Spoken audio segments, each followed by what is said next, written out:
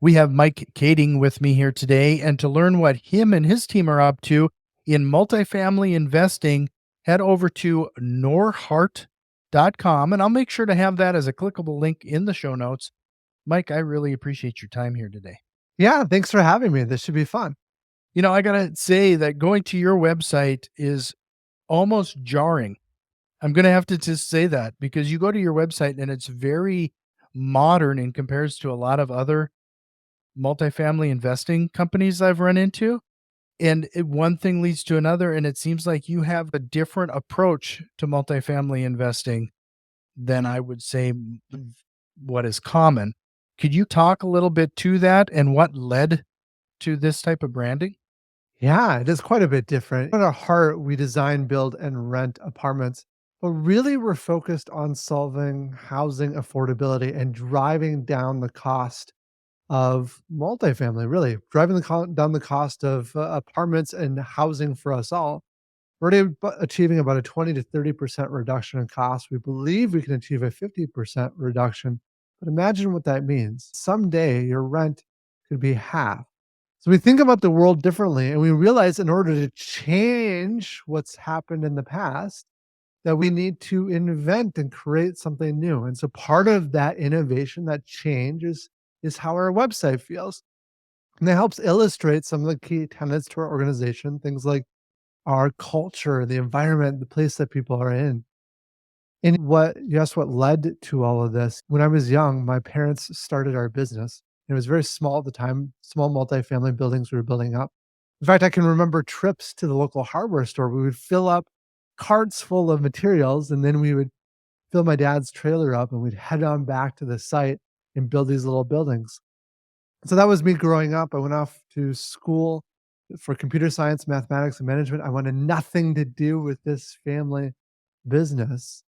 And my dad really wanted me to join. Deep down, I think the reason I wanted nothing to do with it is because I don't want people to think it was given to me. Eventually wrestled with my own ego, got past that part, joined with my dad, and then within a few years, my dad passed away. And this was a tough, surprising moment in my life. But looking back, there was a magic to it. And that is we could start questioning things. We could start doing things different. I had people telling me that our website was crazy. Real estate companies don't do websites like this. We started doing things way different in the construction space as well. And people thought we were crazy there as well. But that helped lead to innovation in driving down those costs and changing the way that people experience multifamily. Let's start with a little of that, a 20 to 30%, and you believe you can achieve a 50% savings on construction. What are some of the tactics and strategies there that you're implementing to drive down such a that frankly, that's a pretty large number. Absolutely. There at a high level, there are 10,000 little problems. You got to solve all of them to solve construction costs. But really, at a very simple level, if you look at other industries like manufacturing, they've improved labor productivity by 760% in the past 60 years. Construction during that time has done nothing. So we're just simply taking the lessons we've learned or people have learned in those other industries and applying it to our own. So one of the first things that we did is pretty simple, but construction is a very segmented industry, right? The owner of multifamily is typically different than their developer, which is typically not always different than your general contractor and all of your subs in your supply chain and your manufacturers. Construction were to produce cars. You'd have a different company installing the door, a different company installing the windshield, and a different company installing the wheel. And of course, the wheel company would call you up and say, "Man, I am so sorry. I got delayed in another project. I can't get out there for a week." And when they did come out, you'd be shut down. First off, you're shut down for the week until they come out. And when they did come out, they'd be irate because they could only work on one car at a time. Manufacturing looks at us as if we're crazy, but the reality is this is very normal in the construction world. So we brought all of those trades in-house. And when I say all, I really do mean all. Everything from electricians to plumbers to manufacturing to supply chain to engineers and architects. Then once everything is under one roof, we can start applying some very simple techniques. One technique is the assembly line. In the assembly line revolutionized manufacturing, but when you look at construction, you ask, like, how in the world could you use that here? You can't take a building and drive it down a line. But what you can do is can take the person and move them through the building. So right now, every 5 hours, every single team shifts one unit through the building. So if you look at the end of our building, every 5 hours, another brand new apartment unit is completed. And that one technique takes in a construction process that's 15 months and drives it down to 9 months. That's interesting. Is there some other techniques that you've been finding that have been beneficial bringing this in-house? Yeah, there's a lot of techniques. Probably one of the biggest ones you have to start thinking about if you want to do what we're doing is how to create a culture of improvement. And so when I said at the beginning, there are 10,000 problems that we need to solve, there are literally 10,000 problems. To give you an example of how small they can be, one team worked to clean out a pod, right? There's this pod that had their materials in it and their like tools and stuff like that was just not well organized. There wasn't shadow boards. It was just scattered about. They spent a half a day to clean it up. It only saved them maybe a couple of minutes every day. But a couple of minutes solved every day going forward and for always. So one of the things that we do to inspire those changes is that we do lean videos. So lean is this concept by Toyota that is about how to improve things. And in fact, Toyota invented it and many companies emulate it. And now we partner with Toyota to help bring it in a deeper way into the construction world. But every team creates a video every single week of some improvement that they made within their team. One of the videos I saw recently was a HVAC team that was installing pipe in the ceiling. And they would bring their ladder over, climb up the ladder, screw it up to the ceiling, and walk down the ladder and slide the ladder over again. One guy was like, dude, what if we just get an extension to our drill and stand on the ground and just screw it up from down below? It's just a lot of simple little things like that that over time they add up.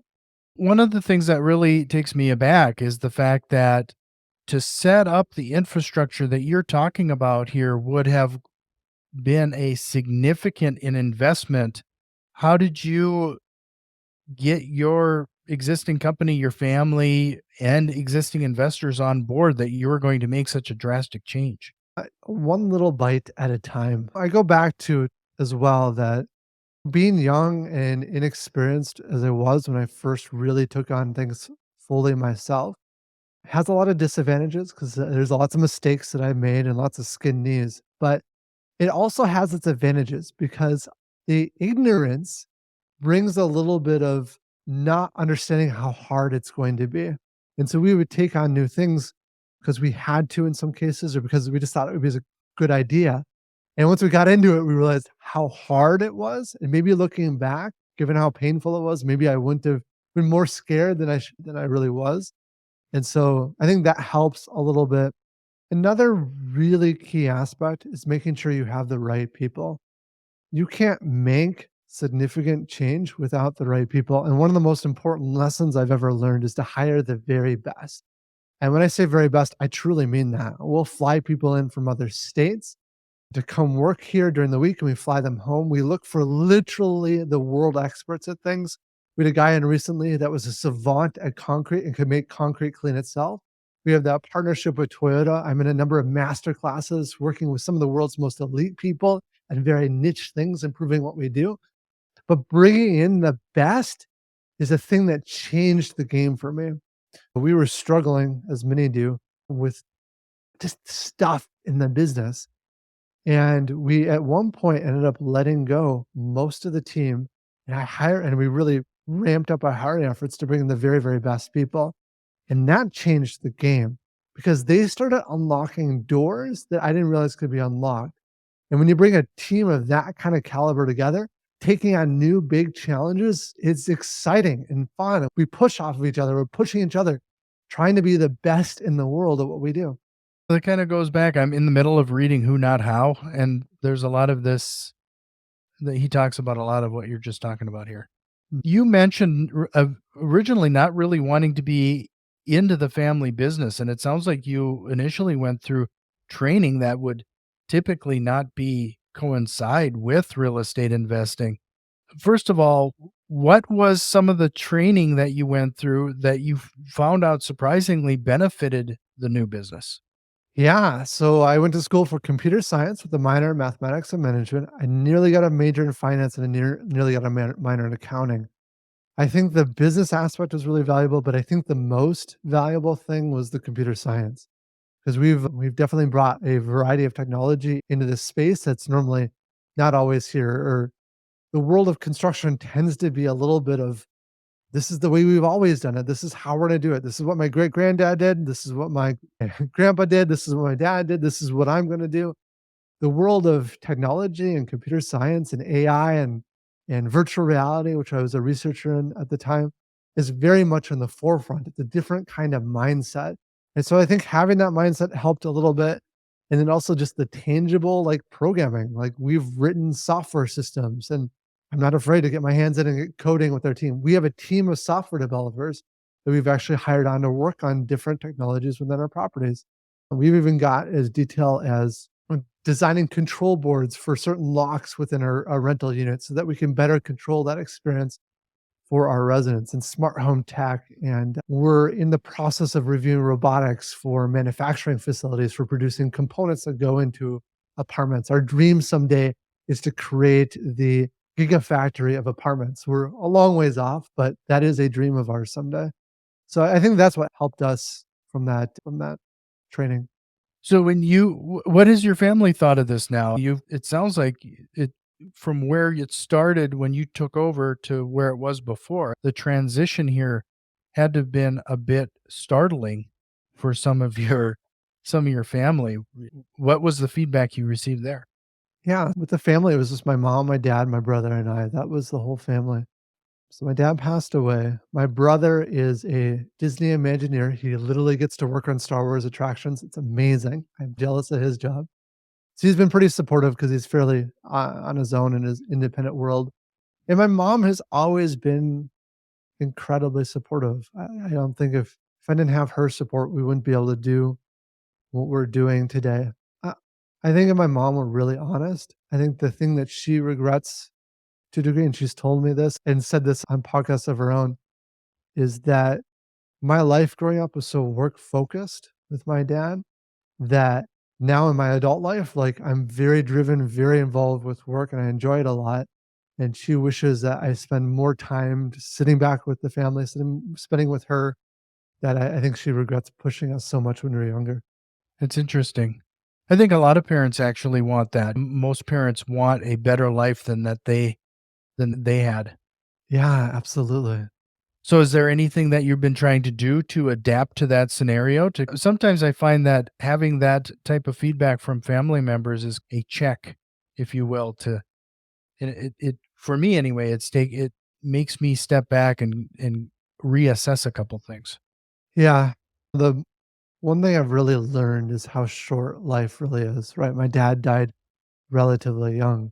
We only live about 5,000 weeks here on earth. And one of the questions I ask myself daily is how do I want to spend the minutes I have here on earth? And for me, one of the really big aspects to that is I want to make some kind of meaningful, positive impact on the world. And I think we can do that through solving housing affordability. The other aspect is I want a really good relationship with my immediate family.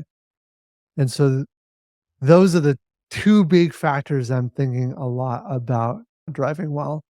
And when you're trying to make an impact at a world scale, it is a huge demand on your time. And so I try not to waste the minutes. So even down to like how I eat or how I educate myself, like I try to double things up as much as I can, like exercise and reading books, doing master classes, watching YouTube as I'm drifting off to sleep, like eating my food while I'm making my food. Even my drive time to work is 5 minutes and I go from heated parking garage to heating parking garage.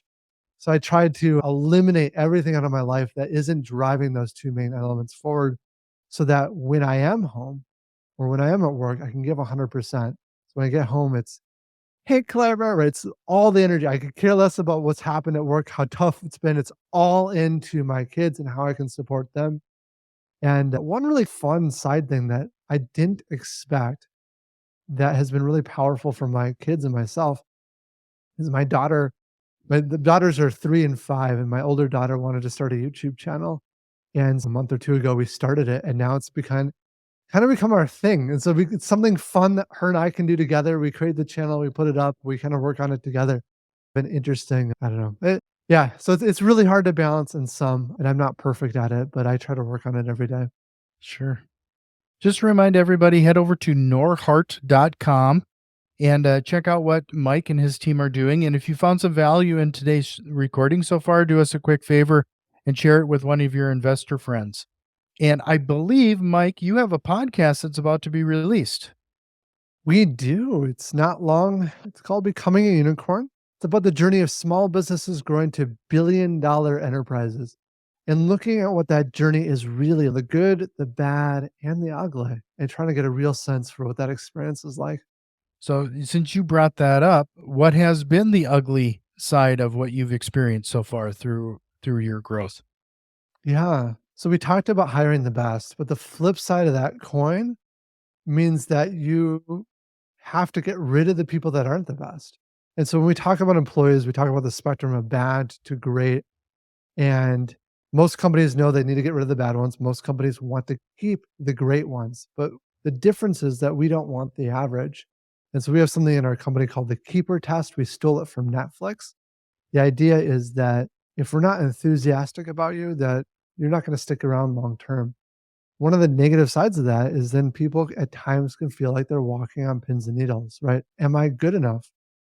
And the challenge there is that none of us are good enough when we start something off, right? We're all terrible initially at what we do. And so we try to mitigate some of that by having meaningful conversations with your boss where you're at, and also recognizing that you don't need to be best in the world today. You just need to be on a journey to become best in the world at what you do. I also have plenty of horror stories and painful points that we've gone through in our history, but that's the first that came to mind. One of those things that's interesting you bring that up because I have found that in the end, you're probably not even doing that employee any kind of favors keeping and holding on to that dream, if you will. They are likely going to be that best person in a different scenario. Exactly. And I've got many stories of us. Our dream is that we fire someone, but we actually help find them a job. We get them well supported.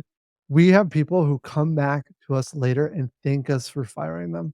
Because the reality is they weren't brave enough to step out into where they needed to best fit. And when they were here, they weren't the right fit for the organization. We can find them that right fit. They're actually happier.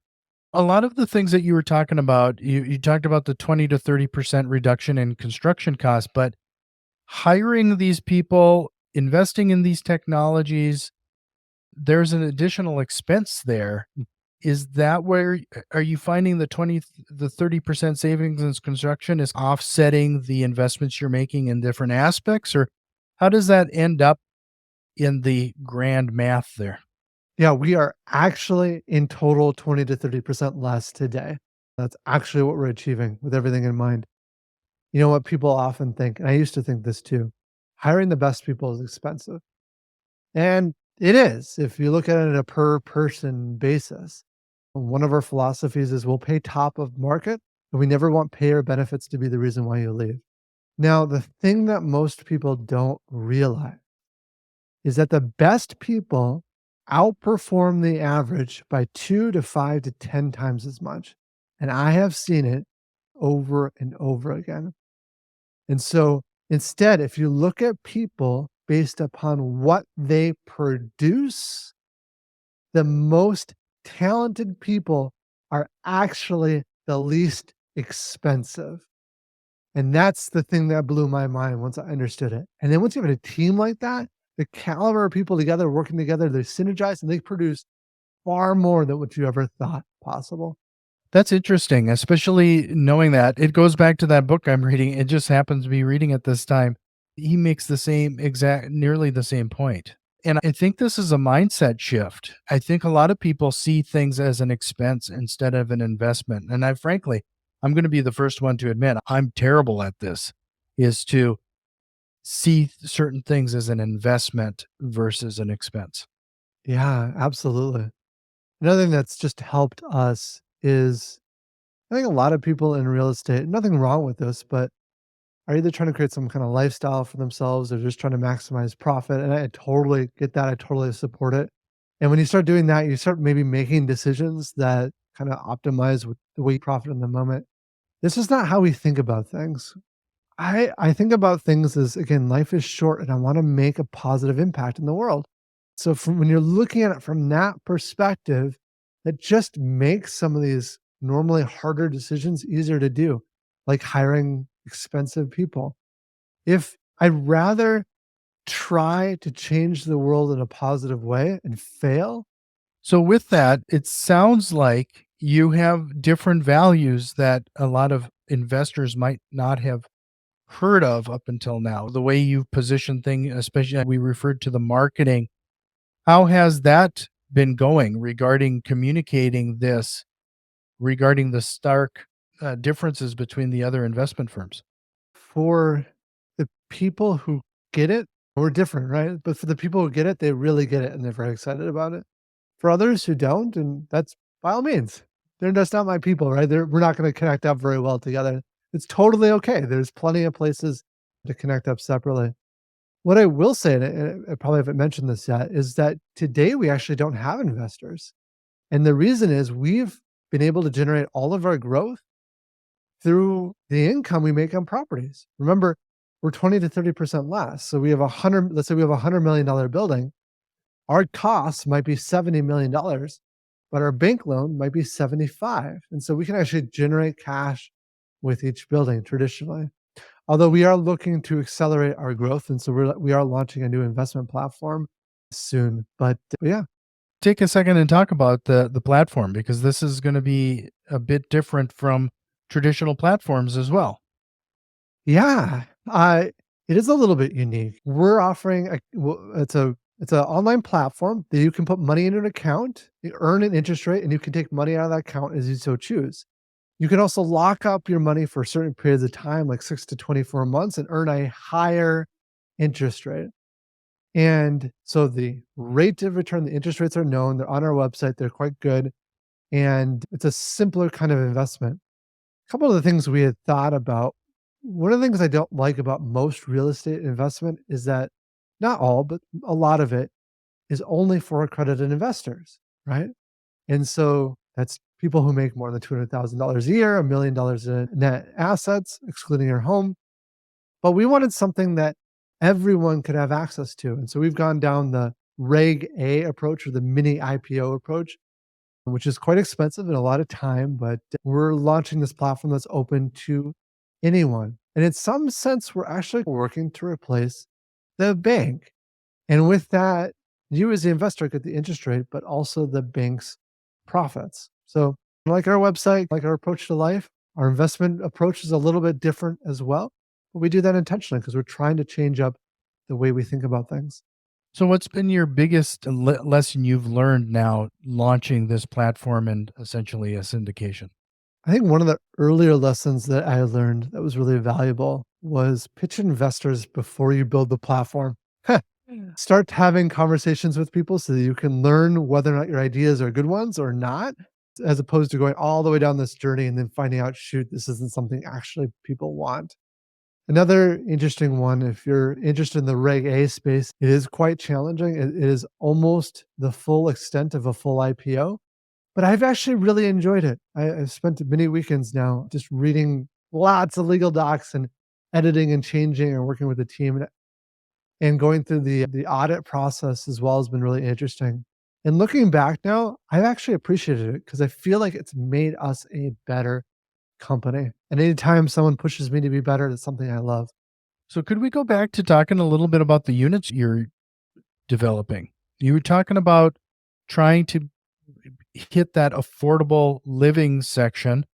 Looking through your website, these places look frankly amazing. They look really nice. And I guess I don't have a gauge as to what is affordable living down in the Twin Cities, the Minneapolis, St. Paul area. Are you currently priced lower than your competition in those same neighborhoods? That's a fantastic question. And maybe to put the question a little bit more pointedly is, Mike, your rents are about the same as everyone else. What the heck are you doing? That is true. And that's intentional. But why? See, if we were to lower our rents by 20 or 30% today, which we could, we solve housing affordability for a few thousand people. That's not our goal. Our goal is to solve it nationwide. So what we're doing is we're taking those profits and we're putting it into building the system that builds apartments. Imagine someday, like Tesla's Gigafactory, having a Norhart Gigafactory for apartments. Elon Musk talks about how it's hard to produce a car, but it is 10 to 100 to 1,000 times harder to build the system that builds cars. And that's what we're working toward. Our engineers and architects and team don't think about just building an individual building, they're building the systems that build those buildings.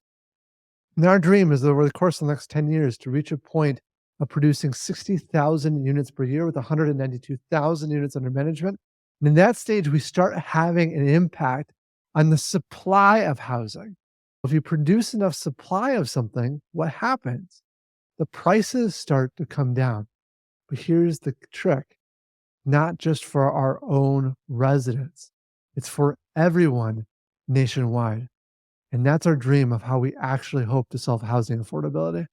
So with this premise then, are you planning on trying to hit a certain level of volume in Minnesota, for example, to prove this out a little bit, or are you going full on as towards your grand dream and goal?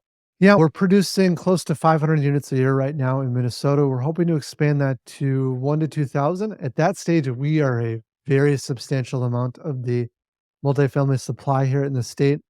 And we're actively now working to expand into Texas because there's just a lot more room for growth there. And we are also expanding our manufacturing facilities to Mexico, as well as we have manufacturing in Wisconsin. And so, yeah, we're working toward the grand vision overall, which is what we're doing right Sure. Okay. Just to remind everybody one more time, norhart.com, and I'll make sure that is a clickable link in the show notes. But Mike, this has been a very interesting question.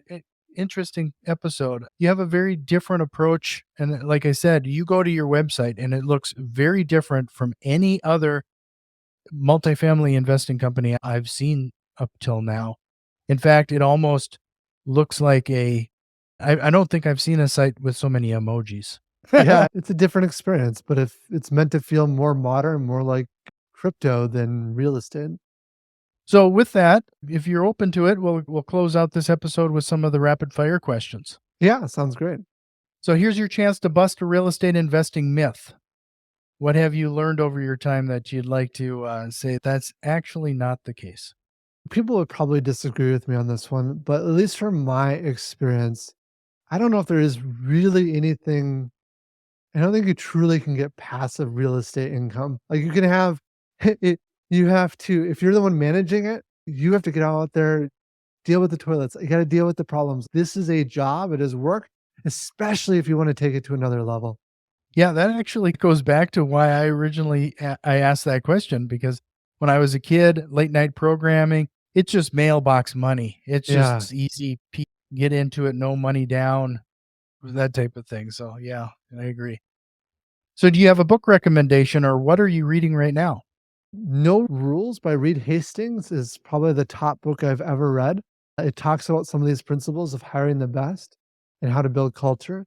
The book I'm reading now is Multipliers. It's about how to improve the capacity of your whole team. And it's probably going to also be one of my top favorite books ever. Sure. What is your biggest real estate investing mistake, and what did you learn from it? Early on, after my dad passed away, we worked to get a project complete and I got shut down twice by the city. And one of the things the reason I was getting shut down partly is I didn't understand the importance of the relationship. I was very much of the mindset of I'm going to push this through. I'm legally right to do this. And what I had learned through it is no, the human aspect is so much more important than the letter of the law. If you could go back in time and give your younger self one piece of advice, what would that be? Hire the best people. Unquestionably. I wasted 6, 7, 8 years where we could be so much further along today if I had hired the top team originally. You know, and this is beside the point, but it just struck me as something that in at my age, I'm just finally learning this too, Mm, is buying the best tools, buying the best, just getting it one and done. Because I've had a tendency of going and getting something because it was cheap, and then even weeks later having to go buy another one because such and such. It just perpetuates everything throughout life. I could have bought one thing, been done with it, and moved on versus dealing with something over and over again. exactly. So, in under 60 seconds, could you give everybody one piece of advice that they can implement in their business today? So hiring the best people, we've talked about that. That's easily the most important one. Bring on the right support staff to make sure you do that well. Hire the right people. Maybe a secondary one is realize that whenever we try something new, we're terrible at it. And that terrifies us, right? But the reality is you need to step in and try and just get in the weeds. So I'm sure there might be something you've been thinking about in your own business that you're like, I should move this direction. I should go this way, but I've been slow to do it. My challenge to you is to take the step. This isn't in the rapid fire questions, Mike, but I'm meaning to ask, and the way you just said that just now just reminded me of this, is that there seems to be a mindset and a level of, I'm not going to say urgency, but a level of commitment that you have that seems to you communicate down to your team regarding this as well. How do you maintain this level, like this mindset, this always advancement for betterment, not only in yourself and your team, and keeping that on the forefront of what your core values are? Yeah, for me, honestly, when I say this, like keeps coming back to this is how I do really firmly understand how short life really is. And for me, I just don't want to waste that time. And so I look at the minutes, right? I'm counting down to, I know I have a death date and I want to make sure I'm using my life to make the biggest positive impact. And when you have that perspective, you just realize that you just don't have time here on earth to waste your time skirting around issues and not pushing things forward, right? And not having the energy to try to solve things. And so if I get to the end of my life and I feel like I didn't do everything I can to make that kind of impact, I know I'm going to be crushed by that. And that motivates me and drives me to move forward. Yeah, it's one of those things. I've brought this up in the podcast before, and so maybe I'm going to sound like I'm getting on my soapbox again. But we as human beings have a tendency of responding to pain, and then because of it, then we are always in a reactionary state. And it isn't until you go through the work that Mike has obviously done here to paint that picture and establish those goals and understand your target, and until your why becomes bigger than your pain, you're never going to be out of that reactionary cycle that most people are in. So good and so true. So, is there a question or concept you wished we would have covered here today, Mike? I think one really valuable thing in any business is being mindful of culture. And we spend a lot of time, energy in building that right culture. Because if you get the right people and create the right space for them to do well, that's when you can change the game. But if you don't have the right people and you don't build the right culture, then you won't. And culture doesn't happen to you. It's an intentional thing that you have to build. And so there's a lot of techniques and things that maybe in a future podcast we can cover. You know, that now you just spurred another thought, and until now I've never thought of this. We all hear that you need to surround yourself by the 5 people you wanna, those 5 that you hang out with the most kind of represent who you are. Mm. As a business owner, we probably should consider us as that. We spend so much time at work surrounding individuals within our business with the 5 with those, we're essentially hiring those 5 people and surrounding our employees with those 5 people. So it does make sense to increase productivity, increase your business, to hire the best. Does that make Yeah. sense, or am I kind of circular in logic here? No, that's a great argument. You often hear the quote that tell me the 5 people you hang out the most with, and that will be your biggest success determiner. But you're right. Honestly, that's even more important for the people you hire. They're gonna impact your life way more than the relationships you have outside of that work. And so getting the people on your team that are that level or even better is so important. And that's the way I've lived life. I appreciate your time, Mike. You've made me consider a couple things I hadn't before. So, with that, I'm going to point everybody one more time to norhart.com. That's norhart.com.